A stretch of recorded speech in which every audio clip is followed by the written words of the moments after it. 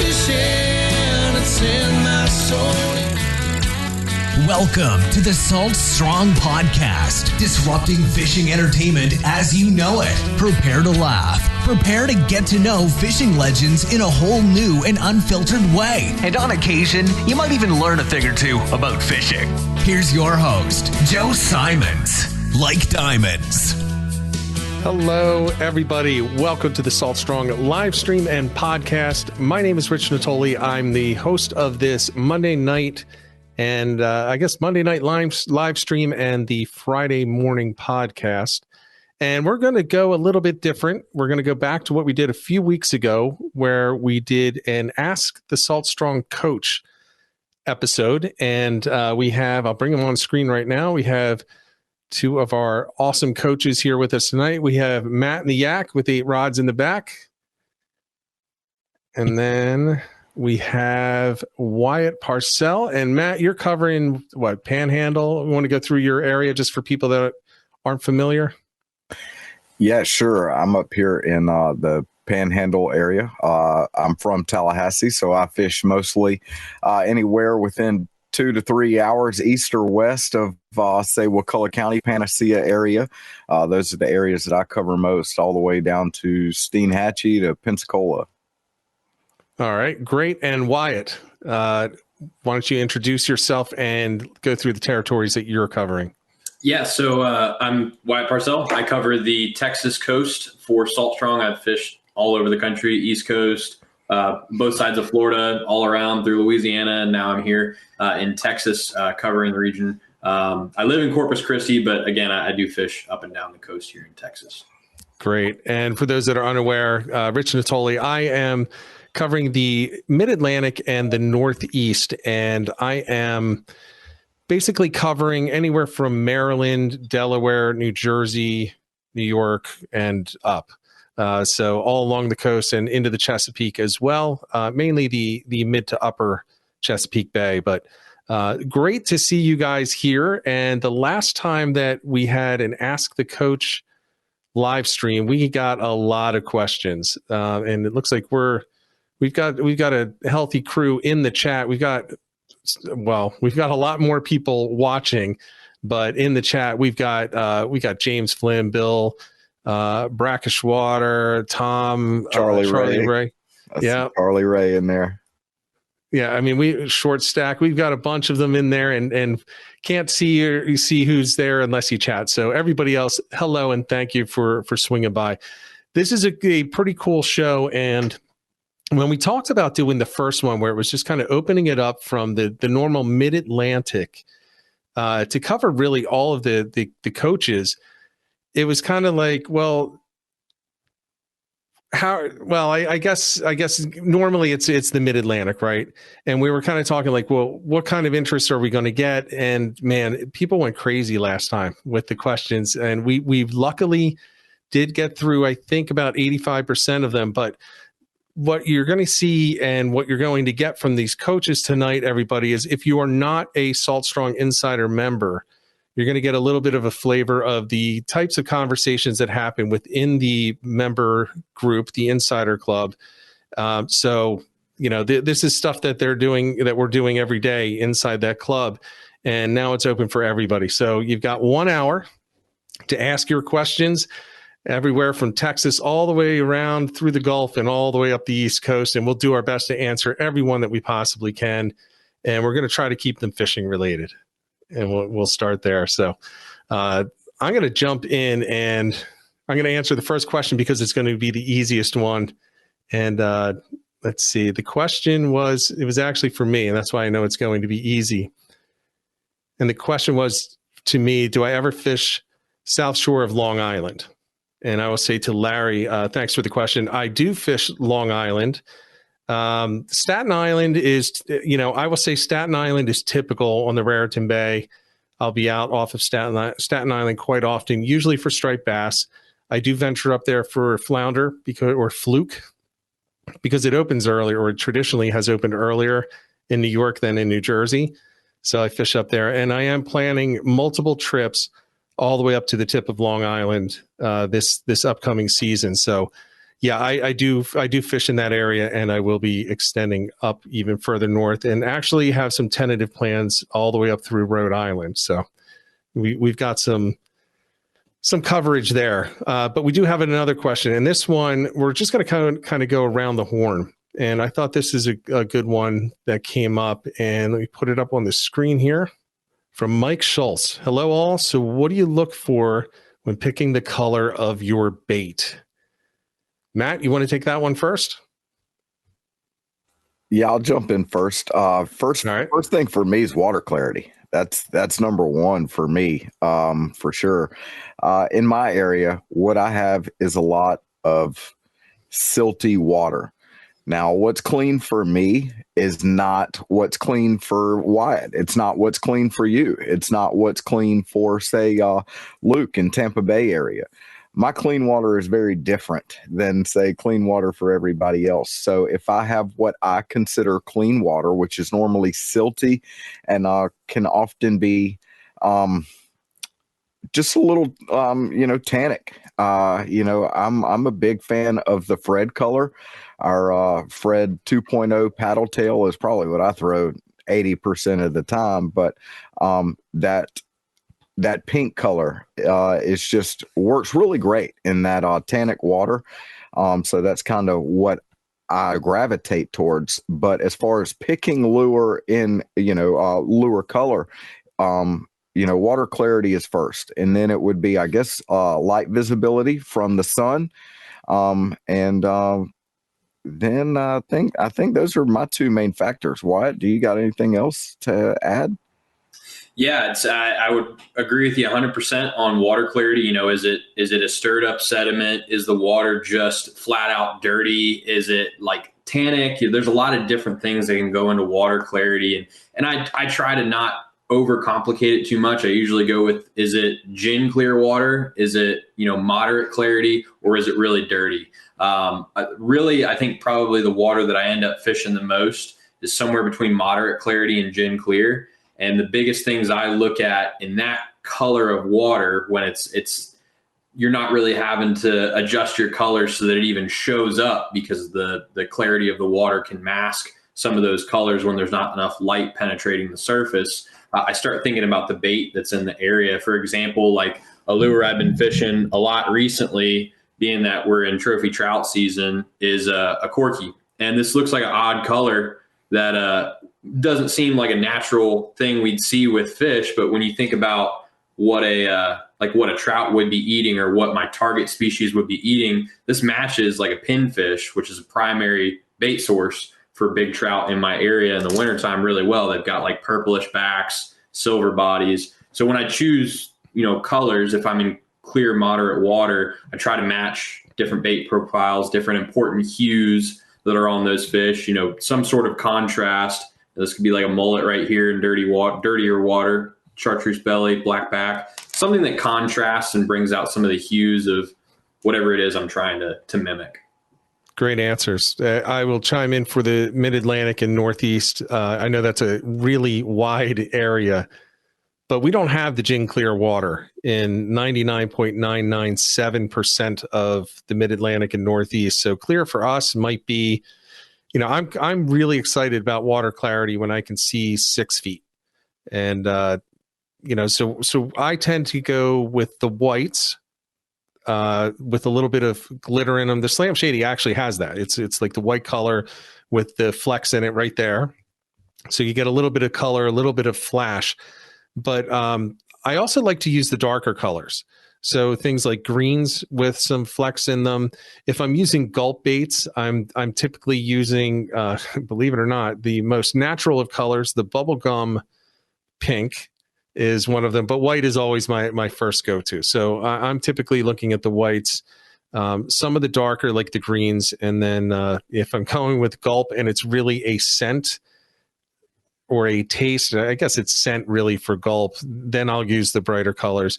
And then at nighttime, I do like to use both extremes. I will use the pure blacks and dark purples, and then I will go all the way up to the bubblegum zoom color, the zooms, the Zoom flukes in the bubblegum color and whites. So again, pearls and Slam Shady colors for that. And I think if you just have those, a pink, a white, and a dark, you're pretty well covered for most situations, whether it's night or day. So that's where I'm going with that. That was a really good question, and that's one that let's be honest, we could have talked for hours on specifics for each one of them. But I'm over here having all my different lures to talk about contrast and man, that's a question for sure. Yeah, definitely. All right, let's see. Let's bring up this question here. And Wyatt, this one's directly for you from Brackish Water. Wyatt, ever fished in Bay City, Texas? Yes. Is it getting better? Ever fished?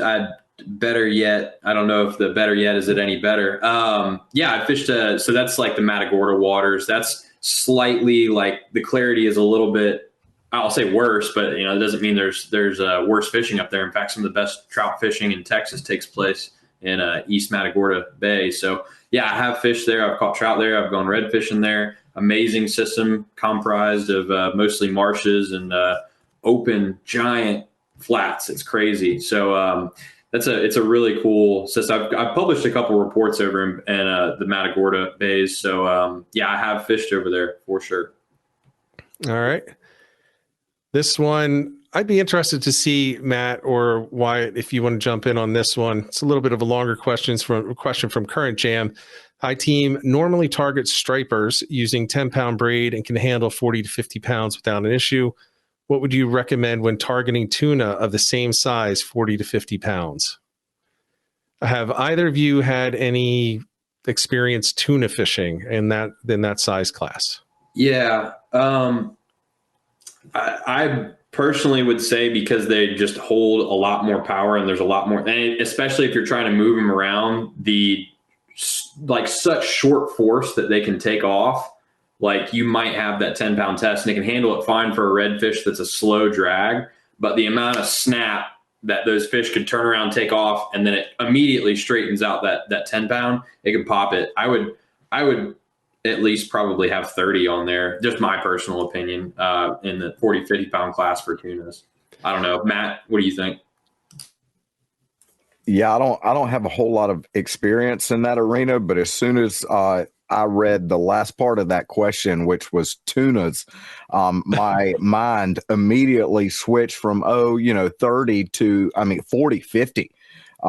Because those two, just like Wyatt was saying, man, some of those tunas they're so fast. They are so freaking fast. And the way that they target their bait, it's just all speed. They target their meals based on, swarming them, confusing them by their speed. And you often have another, you can find, I know that you can find like a bigger one in the pack.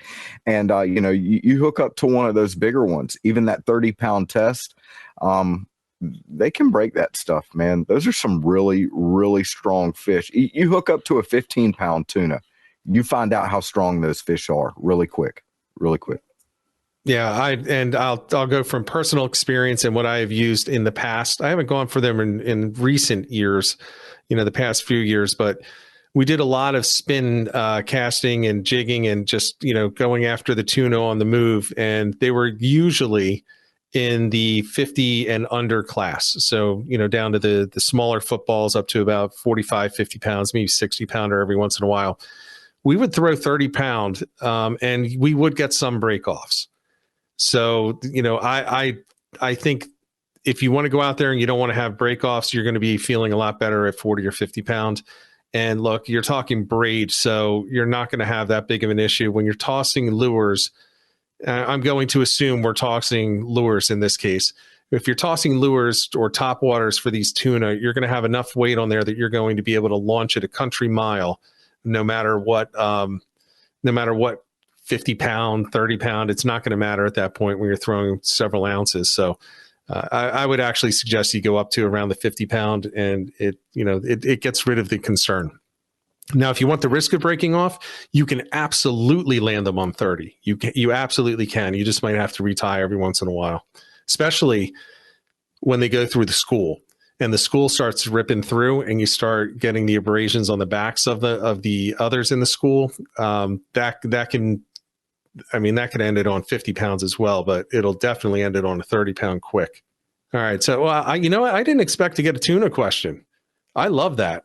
I love getting a tuna question. And on the tunas, though, like you're going to get your best bite sunrise, sunset too, dusk and dawn. Keep that in mind on those tunas. If you're going to target them, first thing in the morning, last thing in the afternoon, man.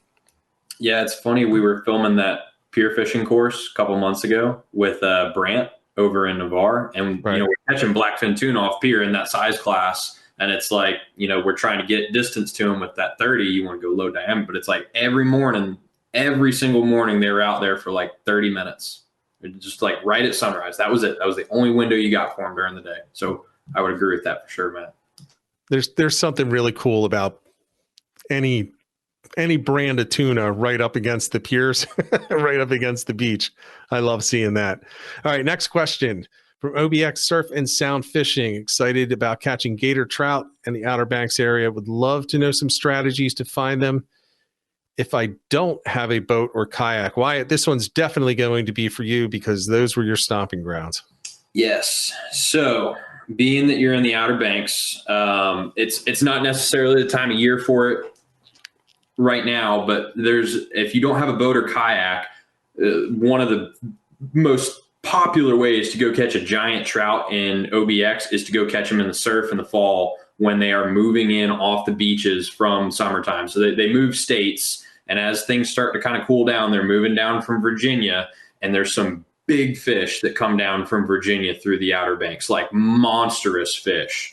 And you can catch them during that fall migration as they kind of start to move down towards the Pamlico. Now, if you are in the Outer Banks right now, you want to go catch a trout, you still can do it. You just have to find access on the sound side that you can walk into. And a lot of those big flats out there, you can walk out to them. Even if you don't have a kayak, it just takes a little bit of wading. But what you're going to want to find is northern protection, deeper water, access to shallow hunting grounds. You think about these giant trout that have the same metabolism that they did when they were little babies that are sitting there eating all these giant schools of shrimp and shad. But now they have a much higher body mass. They can't continue to move around and hunt like that. They have to conserve energy in the wintertime. So they're having to pick their opportunities where they can winter out these fronts, and they'll eat one big meal before the fronts and then sit there and digest it for several days while that front passes. Then once the front's gone, it breaks, it warms back up, their metabolism shoots up, they go in the shallows and they feed again. Your best opportunity to catch a giant trout right now, if you don't have a boat or kayak, go find a northern protected shoreline close to deeper water. Go through big bait fish presentations before or after a front. So once it starts to warm back up after a front, or a day or two before a front when that pressure starts to change. This is a topic I could talk for literally hours on, but that is the shortest, simplest formula I can give to you. Go throw a big bait fish presentation, 5-inch minimum for those trout, because that is the meal that they're looking for that's going to digest for several days while they wait that front out. So as we're in winter, this is a really good time to go do that. Great answer. I want to ask for one clarification for everyone. You did mention the northern protected shorelines. Do you want to just go into a little bit more detail for what people should be looking for?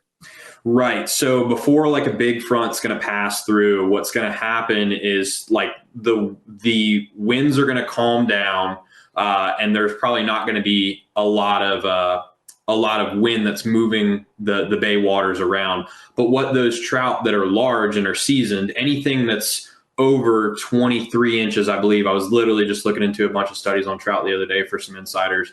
Anything above 23 inches, that fish is at least 6 or 7 years old. So it's made it through multiple seasons of very harsh cold fronts, and it knows when that temperature changes, when there's a certain amount of daylight outside. It doesn't know that it's called winter, but it knows when there's that much daylight outside and it feels pressure changes, that it's about to get very cold. And it needs to go hide somewhere that is a little bit warmer than the surrounding waters, because if it sits in water that's colder than another area, it's going to burn through that meal that it ate before the front a lot faster. So northern winds usually happen in occurrence with a cold front. North winds bring colder weather from the Arctic blast that the United States is about to get. Heavy, heavy, heavy north winds that are coming down. So those trout are going to find deep water close to northern protected shorelines.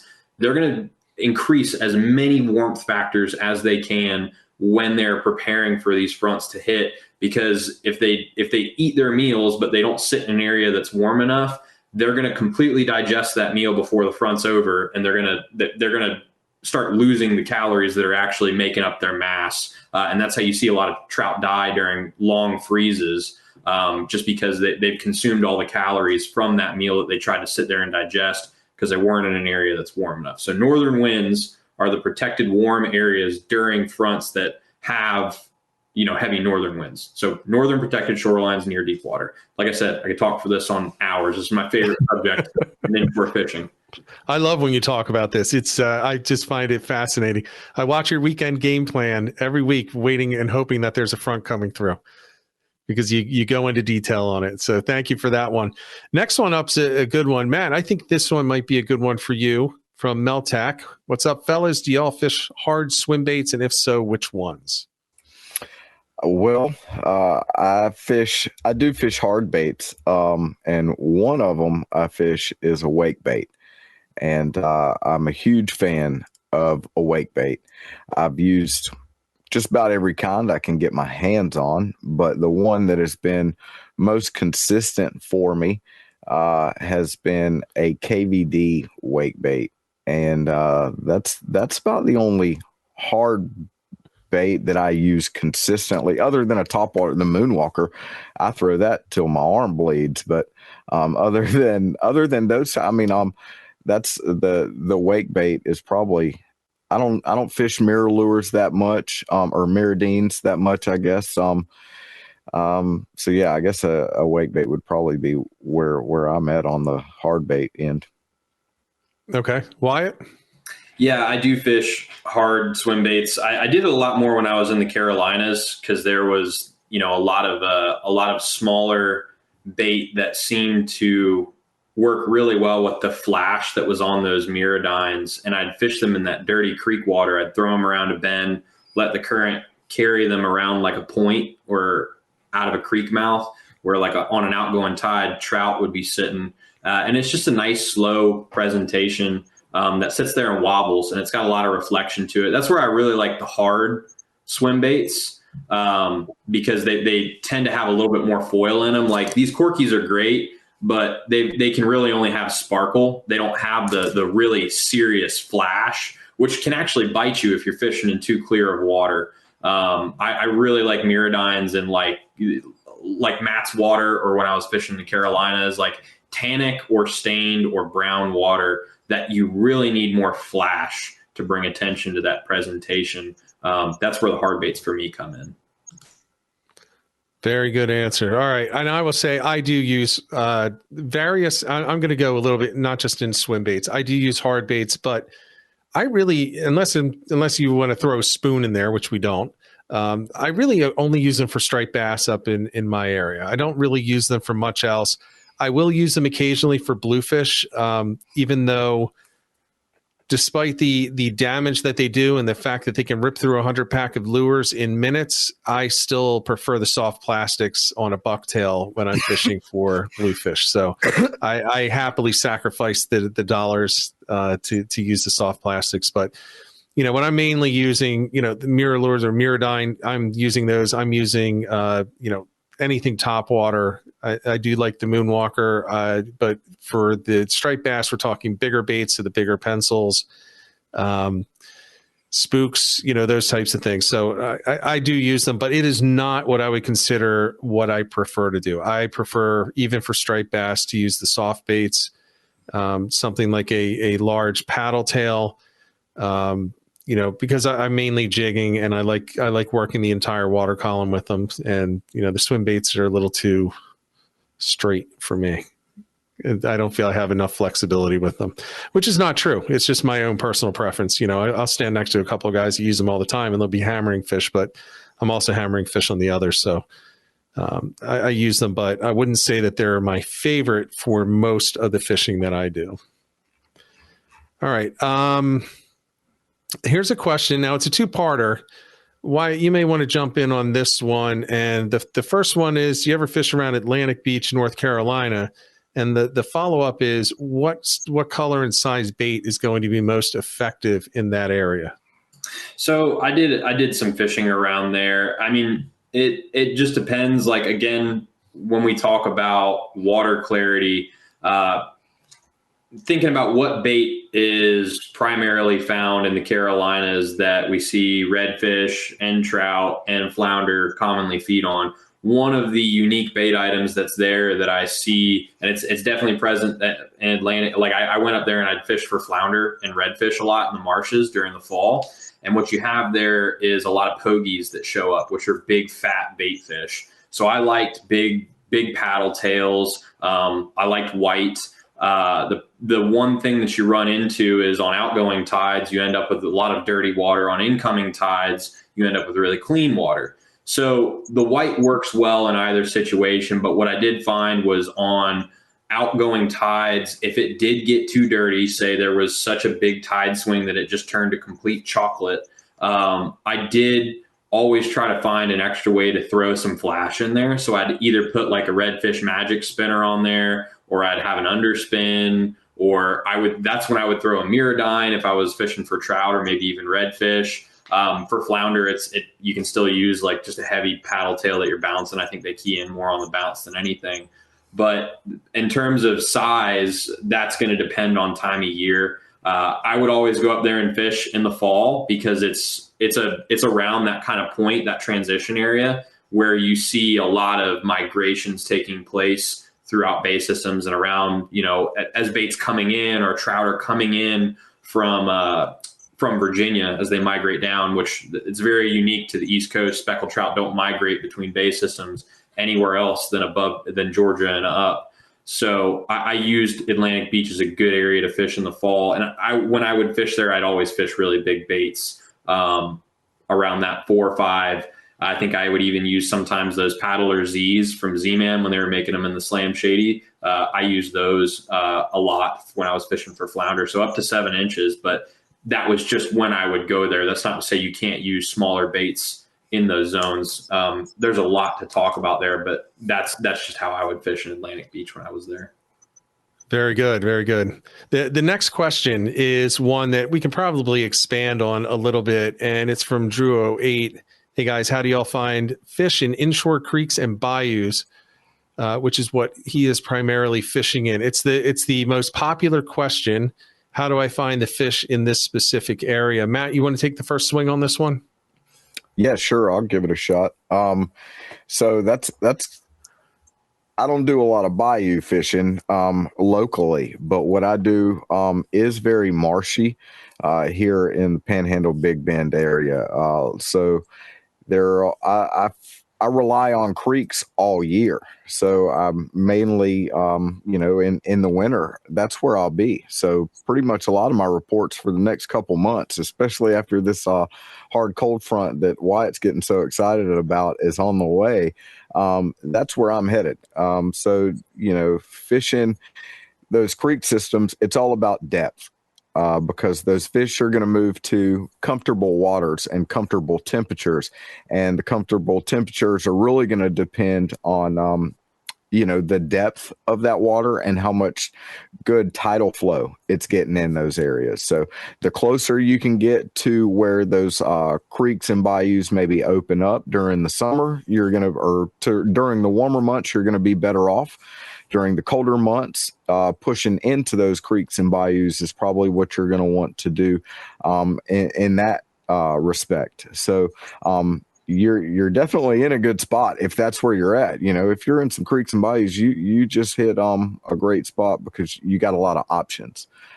Finding those depth changes is going to be important, and paying attention to where the tidal flow is coming into. When those temperatures are warm. Very good. Wyatt, did you have anything you wanted to add?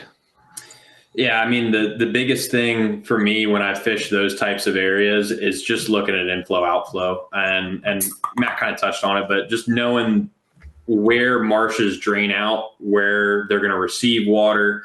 And when you think about fish are going to be as lazy as they can possibly be, Usually what's going to happen is you're going to see that those main inflow outflow areas for any bayou, any inshore creek, they're going to sit near the mouths of those and wait for the current and bait to wait for the current and the tide to bring them food, especially in the wintertime when we end up with a lot of negative tides, usually, regardless of where you are in the United States. North winds tend to move water south and everything just kind of gets lower. And then you have a new moon or a full moon that comes around, you end up with negative tides.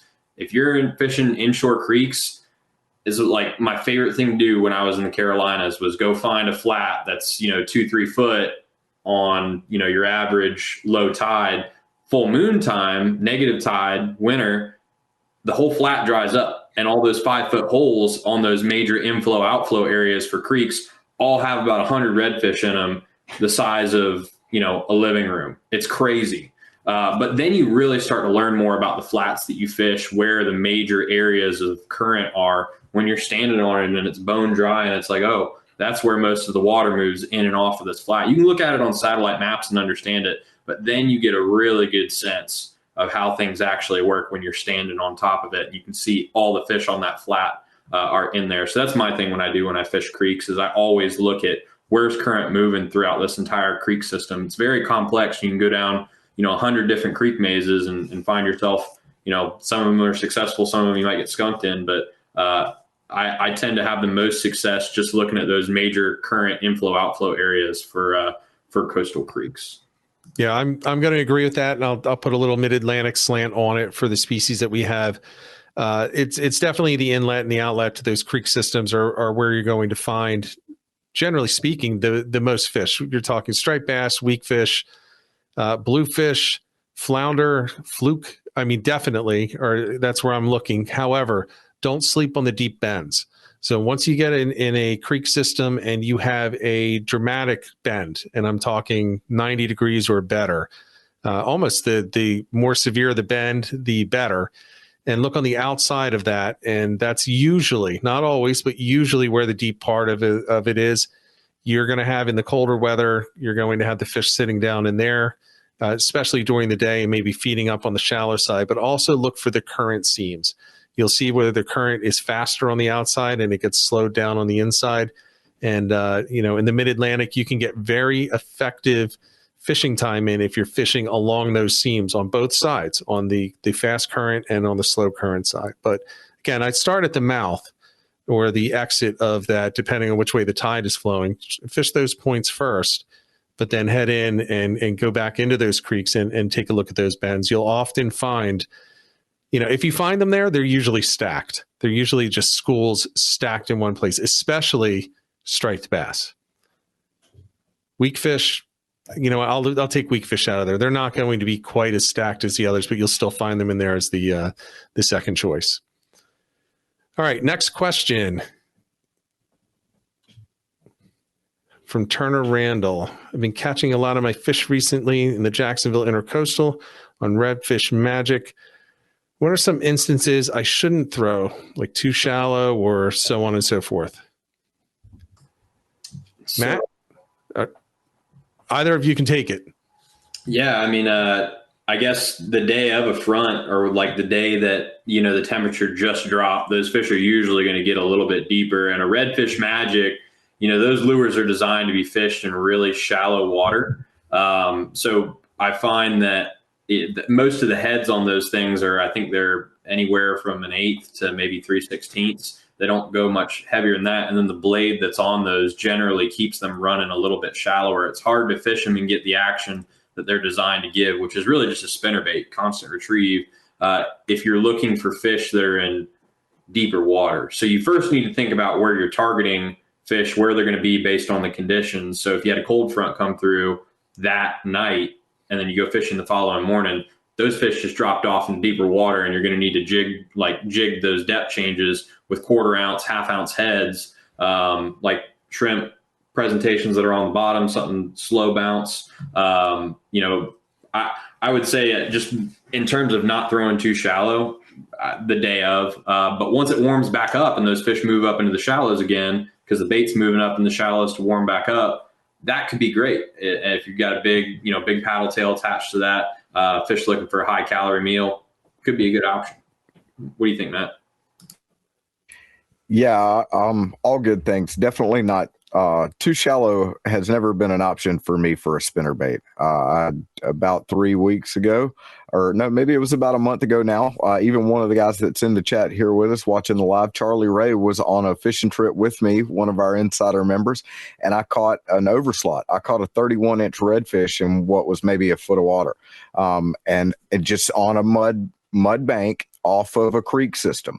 So, they'll eat it crazy shallow. I've seen, and he was with me, and I'm running it over top of oyster bars that are maybe 8 inches deep, and redfish are coming up to hit it there too.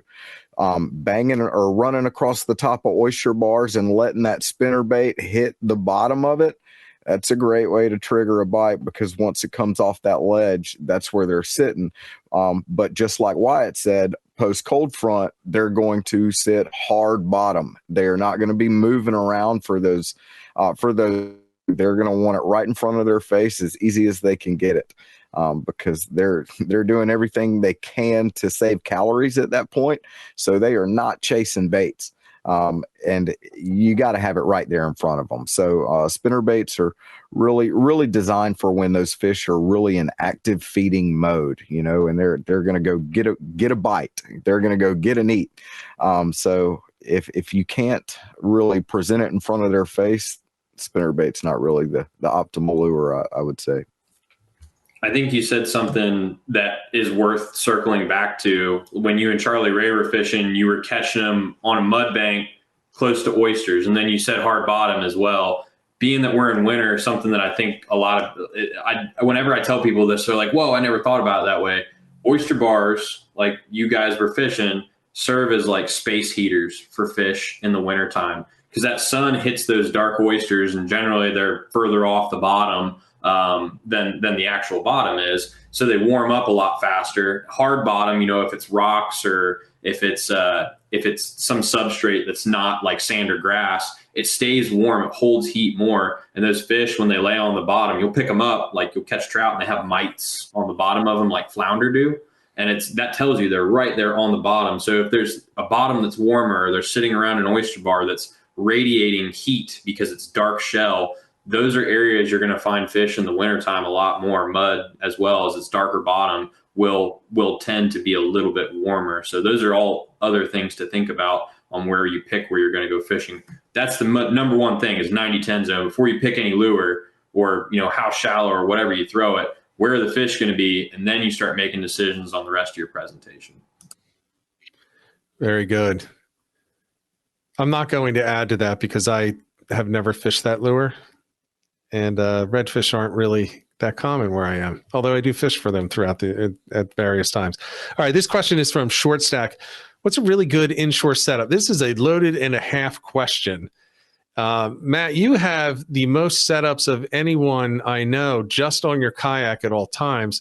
So why don't you go through the basics? Why you can hit yours for your area, and then I'll hit a couple for my area. Oh man, I don't even know how to start. So let's start with this. It depends on what you're targeting first. What you're targeting and where you're targeting it. Those are probably the two most important factors right there, as far as what you're looking for.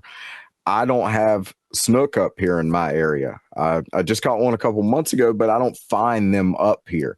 So I don't have to worry about pulling snook out of mangroves, where my friends rely on heavy and medium heavy gear, so that as soon as they get that bite, set that hook, that fish is coming out of there. I got wide open space. The most thing I got to worry about is some oyster bars, or maybe some stick ups or some grass. I break off in sawgrass here. It's happened to me more than once. It's different. It depends on where you're targeting. So I'm normally comfortable with giving fish a little bit of drag, probably a little bit more than, say, somebody would be around a dock or a mangrove line, because they're worried about that fish getting in that structure. So they want a rod or some gear, per se, that's going to get them out of that structure fast. Me, it's 10-pound J braid and it's 20-pound Andy mono all day, all year. And let me tell you, they love it. So, I'm using all of that on a medium power rod for just about 90% of the stuff I do. When I pick up bigger gear, it's because I'm going out of town. But it's usually medium power, fast action. I like 7-foot and 7/6 rods. It just depends on the rod. Each rod is different.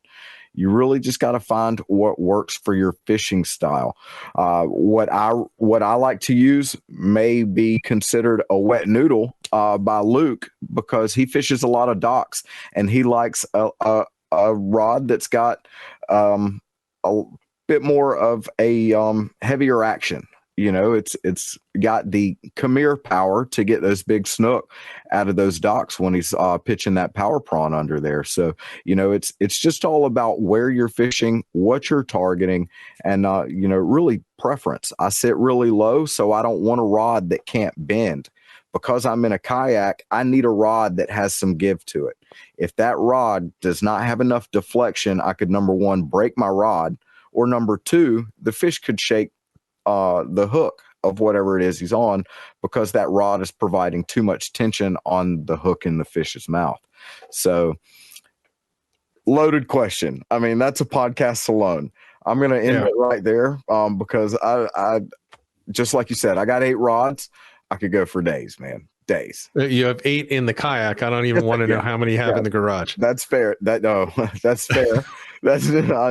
Nobody wants to know that, especially not my financial advisor. But yeah, so I can tell you that it's all about preference, and lure choice plays a big part into that as well. So there's a whole lot going on here. So find what you like, to do, what you like to target, where you like to do it, and find something that works best for that. That's the best response I feel like I could give. Very good. Wyatt? Yeah, it can be very complex. I usually look at my rod selection as what is this rod for? First, it's, am I fishing artificial lures with it? Am I fishing live bait with it? That's usually the first question I ask. I've got a bunch of rods sitting over here in the corner. I got a bunch of rods sitting over here. You really need to look at what it is you want to do. Generally, I do try to separate it based on species. Trout, I go with lighter action rods.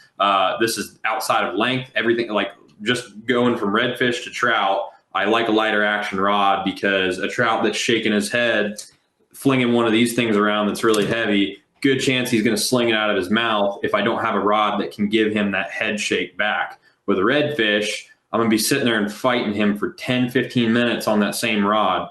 I need a medium rod to land a redfish in a respectable amount of time to get back to fishing without my arm starting to cramp up. So you also then need to think about, okay, for this rod, for this application, for this species, what lure, like Matt said, is it going to be used for? I have topwater rods. I have swim bait rods. I have corky rods. I have all these things. That's all, that all plays into it. I'd say the rod that I tend to just play generalist with, if I go out there, like on a wade, I can only bring one rod with me. Generally, it's my TFO, medium fast, 7/6. 7/6 is a good balance of accuracy and distance. I think 7, you lose a little bit of distance, but you gain an impressive amount of accuracy. Like if you're a skipping person, shorter rods are important. I wade open flats, but I also need to be able to, I do a lot of sight casting. Like honestly, for as much sight casting as I do, I might need to go down to a shorter rod if that's what I know I'm going to be doing for the majority of the day. But a lot of times I start out, I go walk 2-3 miles. I don't know what's going to happen in that span of time. So I usually just go with 7/6, medium fast, TFO, 2,500 reel, 10-pound braid with 20-pound mono or fluoro. If I'm trout fishing, I'll use fluoro because I'm weird. And there's a conspiracy out there that fish can't see it as well. And there's no science behind it. But if it might help me catch a bigger trout, I'm going to do it. So I don't usually play around with too many other variables than that. But your rod is going to be your biggest, most important factor in all of that. And I think if you're throwing artificial lures, get something light, but get something balanced. You don't want to have the most ultra light setup out there, but you want something that you can throw and have good balance with, but it also not fatigue you so that you can fish comfortably all day. So there's like Matt said, you can have a whole podcast on this. Yep. Good question. Good question. Good answers. I'll put mine in real quick. I'll say that I don't use a lot of different rods throughout the year. I tend to try to limit the amount of rods that I bring out onto the water. So I'm not bringing 8 rods. I'm bringing 4 max. And what I'm looking at right now, my favorite rod right now is actually a TFO Professional S or TFO Pro S. And I am using medium heavy, and I believe it's a fast action. I do like fast action, and I do like the medium heavy because of the fact that we're using much larger lures in the Mid-Atlantic and Northeast. We had a Salt Strong meeting earlier, and Luke was talking about, deep water was over 2.5 feet. And I'm thinking, that's not even deep enough to launch. The kayaks up here, 2.5 feet, you're like, do I have enough water? Deep water to us is, in the backwaters is 25, 30 down to 60 feet just in the backwaters. We're fishing for flounder, specifically striped bass. Usually I'm not fishing those areas, but it's common. So you need something that you can drop a 1.5, 2 ounce bucktail or jig down to the bottom. And for that reason, I'm looking at lighter braid. So I'm looking at 15 pound or 10 pound. The thinner the braid, the easier it is when you're vertical jigging, which again is more of a Mid-Atlantic northern thing. The vertical jigging in the backwaters, the current's not going to take it as far. So you want to go down in that pound test. So 10 pound test is going to land anything. I have plenty of video of me landing upper 40 inch striped bass on 10 pound. Use a 20 pound Andy mono leader for pretty much everything inshore, unless I'm fishing for tog in extremely heavy structure, in which case I will up it to 40 pound. And tog don't care about leaders, so you just need something that's going to take that rock or that wreck and give you a shot at getting that fish out of there. And as far as the reels, whatever balance is on the rod. I'm a fan of Penn. I also do fish and have Daiwa. So just look for something that's in the price range that you like. But I do, I am really enjoying, for most of the Mid-Atlantic stuff that I'm doing, the TFO Pro. It's a good budget rod as well. All right. Next question. Next question is actually for me, but it's going to go into another one. I'm going to put 2 back to back. This one is from Larry. Rich, do you plan to attend the Garden State Outdoor Show in January? Be a great opportunity for exposure for me and Salt Strong. So I actually do plan on attending as an attendee, not as a Salt Strong representative or anything like that. But I do like to go to the shows. Our normal co-host Ed also likes to go to the shows. So I may see you there. I'll be wandering around, and you can be sure I'll be wearing my Salt Strong gear. I will say that there is a tentative plan right now for me to attend and for Salt Strong to have a booth at another local show in the spring, but I'm not going to go any further than that until it's confirmed. So there may be a Salt Strong booth up in the New Jersey, Pennsylvania, New York area in one of the shows coming up soon. But that also leads into another question, which I don't have ready to throw up there, but I'm going to just throw it out there because I believe it was for you, Matt. And the question is meetups. For those that are not members of the Insider Club, we do meetups where we basically put the call out there and say, look, I'm going to be fishing in this area, or I'm going to be in this area. Let's get as many members as possible together. And you'll either just hang out before everybody hits the water and scatters. Sometimes everyone will jump on a charter or a party boat. Sometimes everyone will hit the beach or the pier together. It just depends. Matt, do you have any that are coming up that you can talk about, or any that you're in the tentative stages for? Yes, I don't have a date right now, but the plan is, as far as what I'm trying to do, is do something either the last weekend of January or the first weekend of February. For just whoever would like to come, we're gonna pick a launch location. Everybody's welcome to come fish, hang out, And then afterwards, we'll just go get something to eat, kind of fellowship, and get to just hang out and get to. It's a good way for other people in the insider community to get to kind of make personal connections amongst themselves. So myself, just kind of share personally, one of my best friends in this entire world is a guy I met in the Salt Strong community. And I met him just because of a post that I made in the community. So Robert Courtney, if you're listening, that's my man. He's one of our insider members, and he, was engaged in the community, and that's how I met him. I made a post and he said, yeah, I'm local. We can go fish. And that's how our community works, and I want to help kind of facilitate some more, local engagement like that within our members, locally. So, they know that even though, maybe if I'm not there, can't make it to the water, that doesn't mean that they can't get up and go together as well. But I plan on doing something again. I just had one not too long ago and went fishing with a couple members recently as well. But I plan on doing something again, hopefully, as I said, last weekend in January or first weekend in February here, within the, 30-minute drive of Wakulla County, somewhere in that area.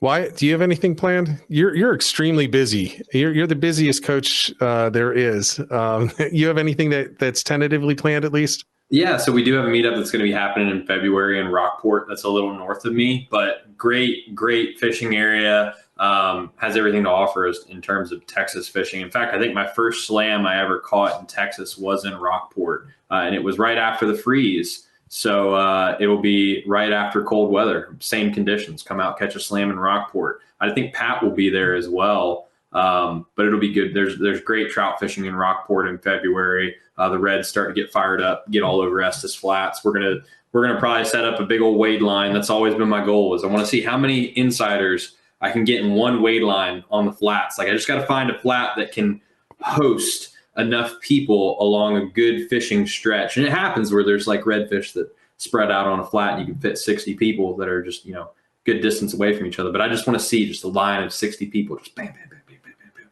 That's the goal, to do that in February. Awesome. All right. And I have tried to do a couple. We started off with New Jersey just because it was, there were a bunch of people that wanted to go, and we tried to get on. Right now, look, everybody that's not up in the Mid-Atlantic or New Jersey, New York. When I went out the other day, I guess on Sunday, it was snowing on the way down, and it was 30-mile-an-hour winds in the mid-30s, and a lot of these, so I'm not going to go out on the kayak right now. And we tried to do a tog trip, and the boats just sell out so quickly. So it's really tough. We had people that wanted to go and couldn't go. We're going to try, I think, down in Maryland in a few weeks. I'm looking at options there and talking to some captains to see if we can reserve some spots ahead of time. And then we're definitely going to do things up in New York, New Jersey, Delaware, Maryland throughout the spring. So more to come on that, but yeah, it's a good time, and I'm looking forward to having one. But we don't have an exact one on the schedule, and I'll get one as soon as I can get a captain that has some ideas on how we can ensure that we can get multiple people onto the same trip. So, all right, so we're coming up close to the end of this. I want to put one more, and again, this is, I know we've talked about this already, but Nicholas has the question. And this is Georgia, but non-typical cold weather coming in this week. Any tips for fishing during the cold front? We have to hit that because literally every single region is going to be going through this. If you haven't, well, we've all done it twice in the past week, but we got a big one and it's going to hit everybody. So let's just wrap up on this question and make sure we really get into detail on it. What's the approach going to be for fishing during the cold front coming up? I know you want to say it, Wyatt, so go ahead. I've attacked these. Yeah. All right. So the big thing here is metabolism. We need to think about metabolism. Fish, it's not like fish get cold and they don't enjoy the cold like we do, and we put on flannels or fancy jackets like Matt has on.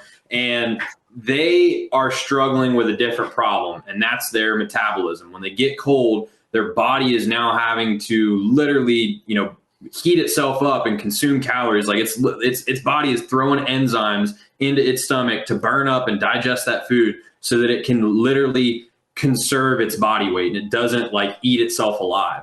So these fish pre-front are going to absolutely, like, guys, before this front hits, it's going to happen in every state. It's going to come down and the pressure is going to change, and it's going to start in the, Virginia, Carolinas, Georgia, Florida. It's going to happen through tech. Like, it's all going to come down. And regardless of where you are, the day before you get those crazy freaking north winds and that temperature drops from that Arctic blast, those fish are going to go off.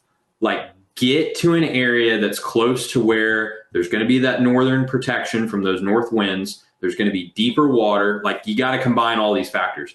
Deep water is probably the most important, even if there's not northern protection. Try to find deep water near northern protection. If there's muddy bottoms, freshwater outflow areas are good because lower salinity generally is warmer water.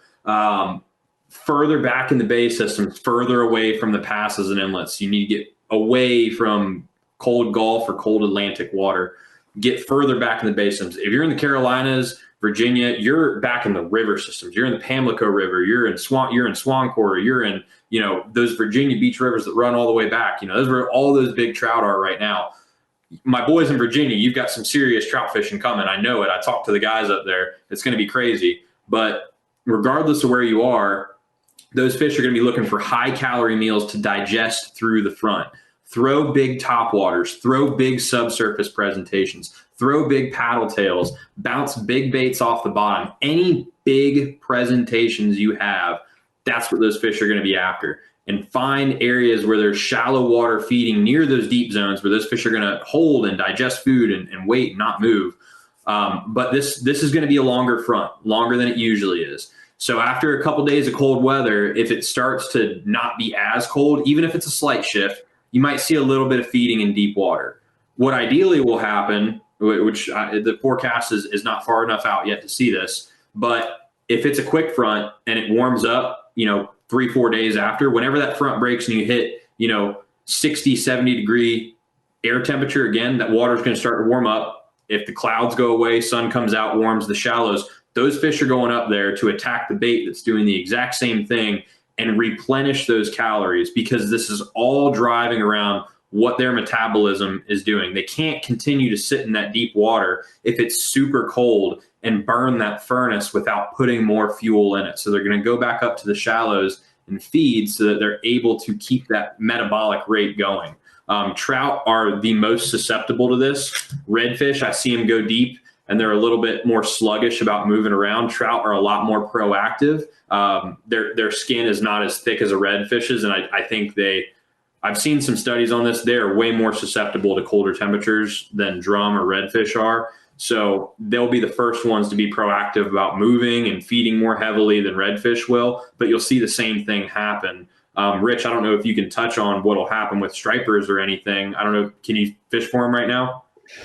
Oh yeah. Yeah. And so we have, I'll just use Atlantic City as, kind of in the middle of the mid-Atlantic and Northeast region as an example. So we're just looking at temperatures, right? I haven't looked at barometer and any of those forecasts, but you can tell that stuff's moving because we're highs of, 40 are now going to jump up to mid 50s on Thursday and Friday. And then it's going to drop down to 27 through the weekend. So all the way through Christmas. So those are when your fronts are coming. So you're going to have some interesting conditions. But the thing to keep in mind is we have the deeper water, and we don't really have the consideration that the striped bass, as an example, are going to starve. They're gorging on these menhaden. So wherever the menhaden are, they're going to be eating. You can still catch them if it does get too cold. If there's 27, that usually wakes them up and they get more active. But let's say that does send them deep. Well, they're just deep, and they'll still be feeding. They'll just be feeding deep. Remember, this is their fall migration, so you're going to be in good shape for them. And wherever for most areas, I believe you're still going to be able to catch them in the backwaters. I would be looking in inlets specifically, especially when you hit that cold snap, when it hits 27 on Saturday, Christmas Eve. And if you're allowed to go fishing Christmas Eve and Christmas, you're going to be wanting to look inlets if you're going to talk backwaters.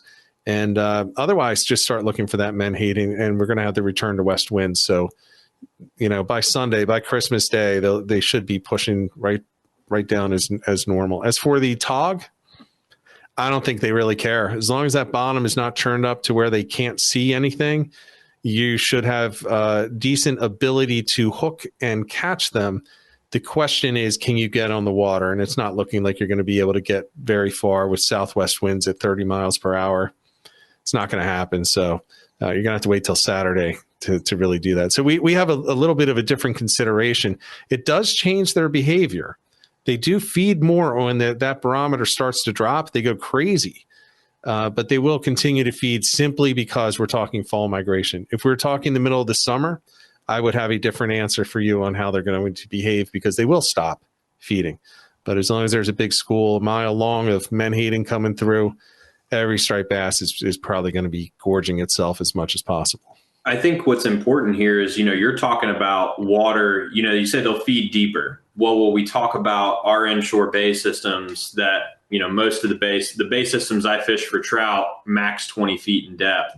Most of the feeding areas that these trout are in, the flats I'm walking around on, why I do so much wade fishing, these are expansive flats, miles and miles of 2-3 foot of water. So their metabolic rate in that shallower water that's warmer is consistently higher. Right. So you talked about those tog feeding more in colder water. It's the same principle. Once it gets colder, they need to start burning. They need to eat more to, make up for those calories that they're losing from the cold water. These fish that, are consistently sitting in 2-3 foot of water that are warmer, they have a very high rate. And then to have to adjust and really slow that down and regulate it. I was reading studies from Texas Parks and Wildlife. Trout regulate their metabolic rate inshore more than any other species by adjusting their environment, adjusting depth, adjusting where they're sitting in terms of salinity and, cover and things like that. It's because they're sitting in shallower water much more. So their metabolic rates change at a much more drastic rate, I believe. So that's something interesting. This is why it's always really important to learn about other fisheries, because you can really learn, and it goes to prove the point that the colder temperatures, they have to make up for those calories that they're going to lose. Fish that consistently sit deep, that's a flat rate. They just have to start eating more. Fish that could not sustain that rate, they just have to move and completely shut down. So that's very interesting to sit there and compare and contrast. Yeah, it's that old thing where, I said it before, and I forget I'm not the one who made it up, but they can't go to the stop and go. They can't go to Acme. They can't go to whatever grocery store is in their area when they're hungry. If they get the munchies, they better go find something, and they better expend less calories getting their food than they're expending to get it, or else they're going to die. So it's an entirely different existence than us. And you have to keep that in mind. They're not just going to eat your bait going by because they saw it. You talked about the spinner baits. Just ripping a spinner in front of a fish in cold water is not necessarily going to get it to move, because it's looking at it saying it's 3 inches and not enough calories for me to go launch after it and chase it for 20 yards. It's just going to sit there and wait for something that's a little slower, a little easier. If it just comes by and just happens to drop in front of my face, I may suck it up and get the quick meal. And you have to try to think like a fish when you can. I know it's weird, but it's what you have to do. And the more that you know about the species and the more you know about the bait fish that are in that area, the better you're going to understand where to find them. So any last thoughts before we go? Matt, do you have any last thoughts that you want to share? I can't really say anything. What Wyatt said was super true. I know that I'm going to be doing the exact same thing as soon as that's what I was actually sitting here doing. I was looking at what the actual last minute I can hit the water is, and it's blowing 16, and there's going to be a negative tide first thing that morning. But if I hit the water at noon, I should have just enough time to get a good bite in that afternoon. And I know that that's going to be those fish's last opportunity coming into that negative tide off of for this is my area. So this is probably going to be in my weekend game plan, a little foresight right here. So coming off of this negative tide, knowing that pressure system's dropped on that day, I'm going to have to plan to look for water, launch later. And those fish are going to be pushing in with that water to go gorge on all of that bait that's in that shallow water that they couldn't get to. And as soon as that tide drops out on that outgoing cycle, those fish are gone. Those fish are gone. I'm not no bait, no predatory fish, no nothing. So that's what I was just looking at myself. Wyatt just nailed it dead on the head. So as soon, if you can do it yourself real easy, look at what the weather's going to be. My temperature drops into the teens. So, and it does so overnight, 50 degrees overnight. So, 40 degrees overnight. It's in the 50s the day before. So I know that last day when it's in the 50s, and it's even actually going to be warmer than the day before, which is that pressure system changing. I know that's my window. So that's what I have to add right there. Wyatt's spot on. Little bit of local knowledge. And if you're not already an insider member and you want to hear us dive into that more, definitely check us out at saltstrong.com. Shameless plug right there. Yep. That is a shameless plug. But, so we're going to wrap it up. But I do want to say, I will piggyback on that and say we didn't get to all the questions this time. And if you are a Salt Strong insider, go into the community, post your question with the Ask a Coach tag on there, and we'll answer them as quickly as possible. Either one of the three of us or one of the other coaches will jump in, and a lot of the people in the community will jump in and answer as well.